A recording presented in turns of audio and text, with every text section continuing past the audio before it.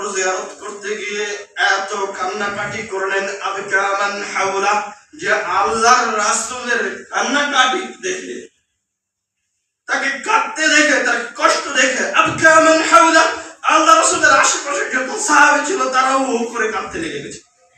অথচ আল্লাহ রাসূল সাল্লাল্লাহু আলাইহি ওয়াসাল্লাম তাদেরকে এখন পর্যন্ত কোনো কিছু বলেননি, তাদেরকে মৃত্যুর কথা স্মরণ করিয়ে দিচ্ছেন না, জাহান্নামের আযাবের কথা বলছেন না। তার কান্না দেখে সাহাবায়ে কেরাম কাঁদতে লেগে গেছে। কেন আল্লাহ রাসূল তার মায়ের কবরের পাশে এভাবে কাঁদলেন?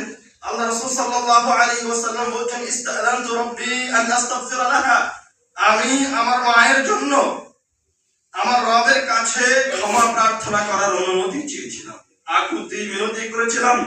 আপনি একবার চিন্তা করেন, সর্বশ্রেষ্ঠ মানুষ, সবচেয়ে ক্ষমতার অধিকারী মানুষ, সবচেয়ে নেককার মানুষ, নবী রাসূলদের সর্দার, সকলের সর্দার, যার মতো বান্দা রব্বুল আলামিন, যার মতো সৃষ্টি রব্বুল আলামিন দ্বিতীয় কোন সৃষ্টি রাখেন, উনি তার মায়ের জন্য ক্ষমা চাওয়ার অনুমতি চাইলেন তার রবের কাছে, যে রব তাকে সবচেয়ে বেশি ভালোবাসে। ফালাম ইয়াযান লি, আল্লাহ রাসূল বলেন আমার রব আমাকে আমার মায়ের জন্য ক্ষমা চাওয়ার অনুমতি দিলেন না। ফাস্তাযানতু আন আযুরা কবরাহা, আল্লাহর রাসূল তো তার মায়ের সন্তান, আমি তার সন্তান, তার মাকে ভালোবাসে।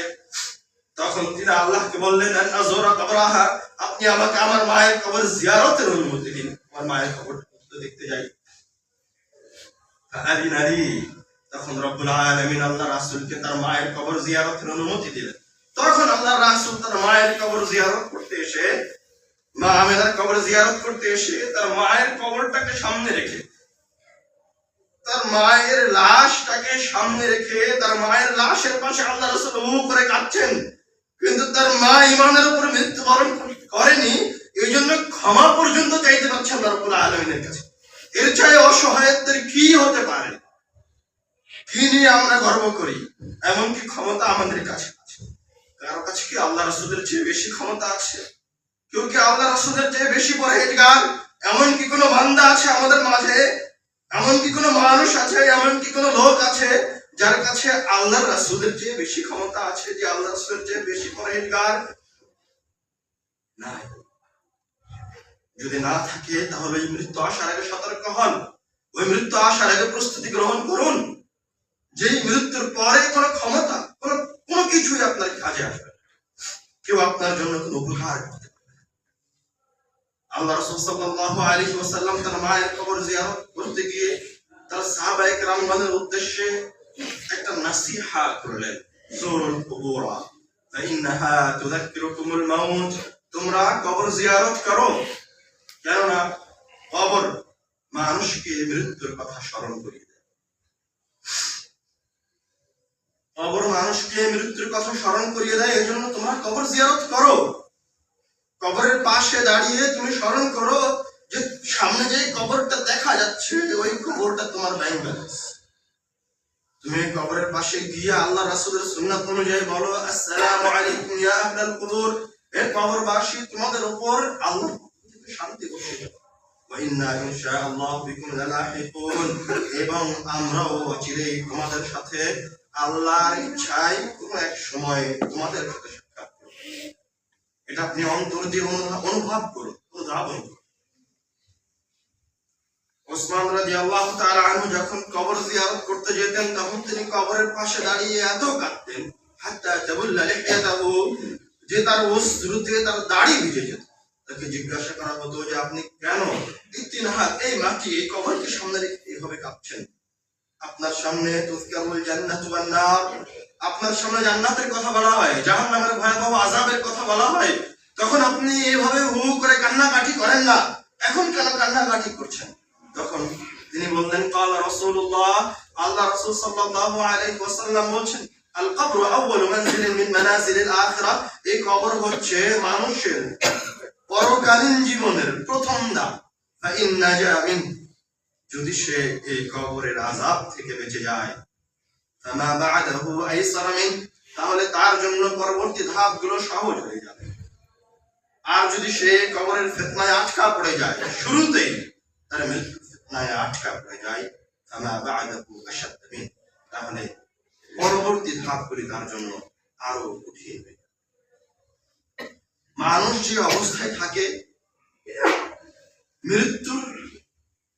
তার ওই মৃত্যুর অবস্থাটা, যখন তার রূহ বের হয়ে যায়, সেই অবস্থাটা তার ওই আমলের উপর নির্ভর করে, তার সৎ কাজের উপর নির্ভর করে হয় কোনো ভালো ফেরেশতা আসে, অথবা তার অসৎ আমল এবং খারাপ কাজের উপর নির্ভর করে তার কাছে কোনো খারাপ চেহারার ভয়ঙ্কর ফেরেশতা আসে। সে যদি ভালো মানুষ হয় তাহলে তার মৃত্যুটা তার জন্য সহজ হয়ে যায়, আর যদি খারাপ মানুষ হয় তাহলে তার মৃত্যু তার জন্য কঠিন হয়ে যায়। আল্লাহ রাসূল সাল্লাল্লাহু আলাইহি ওয়াসাল্লাম বলেছেন যে ভালো মানুষ মান আহাব্বা লিকা আল্লাহ, যে আল্লাহর সাক্ষাৎকে ভালোবাসে, আহাব্বাল্লাহু লিকাআহু, আল্লাহ রাব্বুল আলামিন তার সাক্ষাৎ চান। সুবহানাল্লাহ। এবং তার সামনে যখন মৃত্যুটা চলে আসে, বুশরা বিল দুআনিল্লাহ, তখন আল্লাহর পক্ষ থেকে পরহেজগার ব্যক্তিকে সুসংবাদ প্রদান করা। আর যদি সে খারাপ মানুষ হয়ে থাকে তখন তাকে দুঃসংবাদ প্রদান করা হয়, রব্বুল আলামিনের শাস্তির কথা বলা হয়। তখন সে রব্বুল আলামিনের সাক্ষাৎকে অপছন্দ করে এবং রব্বুল আলামিন তার সাক্ষাৎকে অপছন্দ করে। আল্লাহ রাসূল সাল্লাল্লাহু আলাইহি ওয়াসাল্লাম বলেছেন, এই খারাপ ব্যক্তি, পাপিষ্ঠ ব্যক্তিকে যখন তার এই পাপের কথা বা তাকে যখন ভয় দেখানো হয়, রব্বুল আলামিনের আযাবের কথা বলা হয়, ফালাইসা শাইউন আকরাহু ইলাইহি মিম্মা আমামাহু, তখন এই পৃথিবীতে তার কাছে সবচেয়ে নিকৃষ্ট, সবচেয়ে খারাপ এবং যেটা থেকে বাঁচার জন্য সে জীবন বাজি রেখে চেষ্টা করে তার। কিন্তু মৃত্যু কি সে এক সেকেন্ড কিছু করে? মৃত্যু তাকে গ্রাস করবেই করবে, মৃত্যুর স্বাদ তাকে আস্বাদন করতেই হবে, সেখান থেকে বেঁচে ফেরার কোনো উপায় নাই। সুতরাং মৃত্যুকে নিয়ে উত্তম প্রস্তুতি গ্রহণ করাই একজন মুমিন হিসেবে, একজন মুসলমান হিসেবে দায়িত্ব। আপনি এই কথা মনে করিয়েন না যে আজকে পাপ কাজ করেছেন, যখন একটু বয়স হবে অথবা যখন ঘুষের উপর চাকরিটা হয়ে যাবে তারপর আপনি ভালো কাজ করবেন, তাহলে আপনার উপর আল্লাহর রহমত নেমে আসবে, এটা আপনি মনে করিয়েন। আপনি গান বাজনা শোনেন, বাদ্যযন্ত্র শোনেন, জিহ্বা দিয়ে মিথ্যা কথা বলেন, হাত দিয়ে অসৎ কাজ সম্পাদন করেন, আর মৃত্যুর সময় আপনার এই জিহ্বা লা ইলাহা ইল্লাল্লাহ বলতে পারবে, এমনটা আপনি মনে করিয়েন।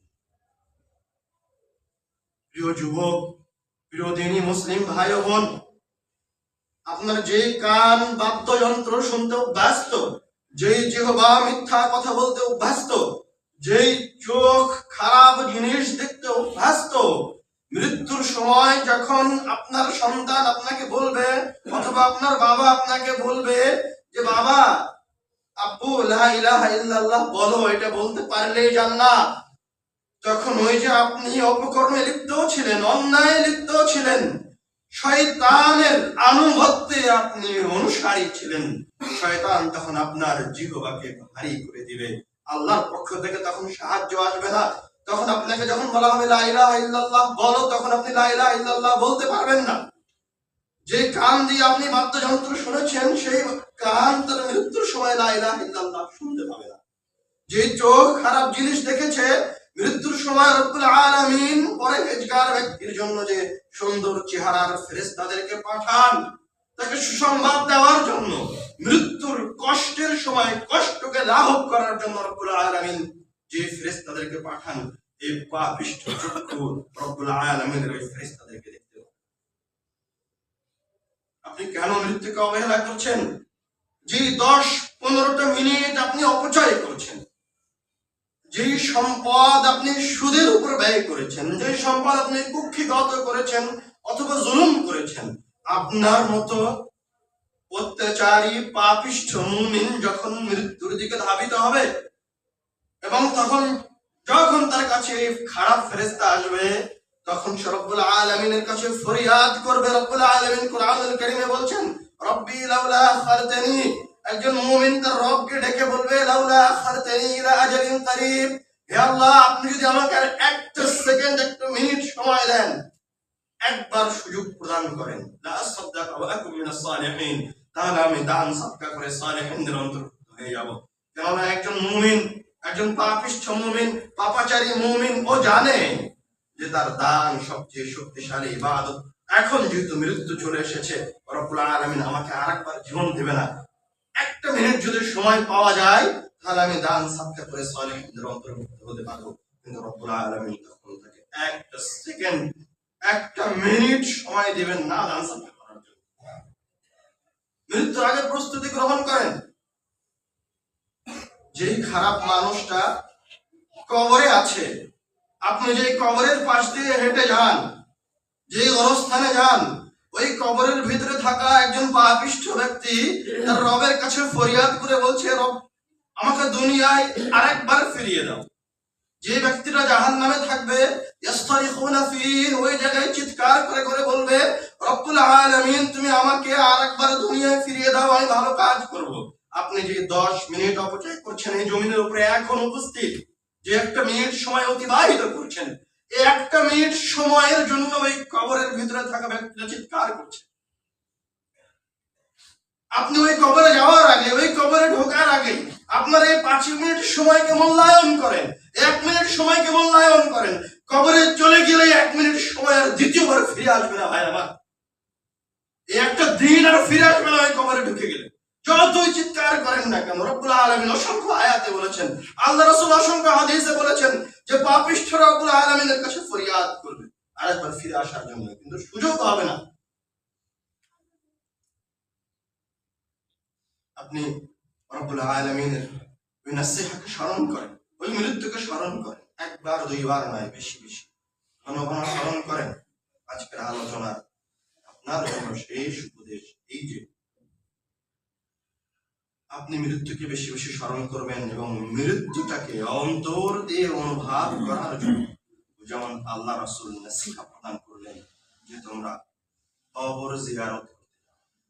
আপনিও মাঝে মাঝে কবর জিয়ারত করতে যান, কবরকে সালাম দেন, অন্তর দিয়ে চোখটা বন্ধ করে অনুভব করেন যে সামনে যে কবরটা আছে ওই কবরটা আপনার, এটা আপনার ব্যাংক, এই জায়গায় আপনার সব সম্পদ আছে। আপনি এবার চিন্তা করেন যে ওই কবরে আপনার কতগুলি ভালো আমল রাখা আছে, কয়টা নেকি রাখা আছে, কয় দিনের সালাত রাখা আছে, কয় দিনের সিয়াম রাখা আছে, কয়টা টাকা জমা করে রাখা আছে। আবার আপনি চিন্তা করেন যে ওই কবরে আপনার কতগুলি জুলুম জমা করে রাখা আছে, আপনার কতগুলি ঘুষের উপর অর্থ সম্পদ নেওয়া অর্থগুলি ওই কবরে জমা করে রাখা আছে, কতগুলি মিথ্যা কথা ওই কবরে জমা করে রাখা আছে, কতগুলি পাপ কাজ, কতগুলি জেনা, কতগুলি অন্যায় ওই কবরের মাঝে রাখা আছে। আপনি একবার আপনার দুটো চোখ বন্ধ করে কল্পনা করেন, তাহলে আপনি একটু অনুভব করতে পারবেন যে আপনি ভালো মানুষ না খারাপ মানুষ। আপনি আপনার এই মৃত্যুকে স্মরণ করে রব্বুল আলামিনের কাছে ফিরে যাওয়ার চেষ্টা করেন। রব্বুল আলামিনের কাছে কল্যাণকর মৃত্যু চান, পরহেজগার হওয়ার চেষ্টা করেন, জীবনকে ইবাদতে রূপান্তরিত করেন, জীবনকে নেকিতে রূপান্তরিত করেন। আপনার জীবনের যেন একটা সেকেন্ডও না থাকে যেটা ইবাদতে রূপান্তর করা, আপনার জীবনে যেন একটা মিনিটও না থাকে যেটাকে আপনি ইবাদতে রূপান্তরিত করেন। আপনার জীবনে যেন এরকম কোনো কাজ না থাকে যেটা রব্বুল আলামিনের ইবাদত না। ওয়ামা উমিরু, তাদেরকে কোনো নির্দেশ দেওয়া হয়নি ইল্লা লিয়াবুদুল্লাহ মুখলিসিন, শুধুমাত্র একটা নির্দেশ ব্যতীত যে তারা রব্বুল আলামিনের ইখলাসের সাথে ইবাদত করে। আল্লাহ রব্বুল আলামিন আমাদেরকে ইখলাসের সাথে কল্যাণের উপর জীবন যাপন করার তৌফিক দান করুন। আল্লাহ রাব্বুল আলামিন আমাদের ভুল ত্রুটিগুলি ক্ষমা করে আমাদেরকে এক পরহেজগার মুত্তাকি ব্যক্তির মৃত্যু দান করুন। আল্লাহ রাব্বুল আলামিন যেন আমাদেরকে মৃত্যুর সময় সহযোগিতা করেন, তার ভালো ফেরেশতাগুলি আমাদের কাছে পাঠান যারা মৃত্যুর সময় সুসংবাদ এবং যারা আমাদের মাঝে থেকে চলে গেছে আজ কবরে অবস্থান করছে, রব্বুল আলামিন যেন তাদের পাপগুলি মোচন করে দেন। ইনশাআল্লাহ পরবর্তী যেদিন আপনাদের সামনে আলোচনা হবে সেই দিন আলোচনার বিষয়বস্তু হবে মৃত্যুর রূহ বের হয়ে যাওয়া থেকে নিয়ে শুরু করে কিয়ামত পর্যন্ত ইনশাআল্লাহ ওমা তাওফীক ইল্লা বিল্লাহ। আপনারা ওই দিনও উপস্থিত থেকে মৃত্যুর সময় থেকে নিয়ে শুরু করে কিয়ামত পর্যন্ত একজন খারাপ ব্যক্তির অবস্থা এবং একজন ভালো ব্যক্তির অবস্থা কেমন হয় তা জানার চেষ্টা করবেন ইনশাআল্লাহ। ওমা তাওফীক ইল্লা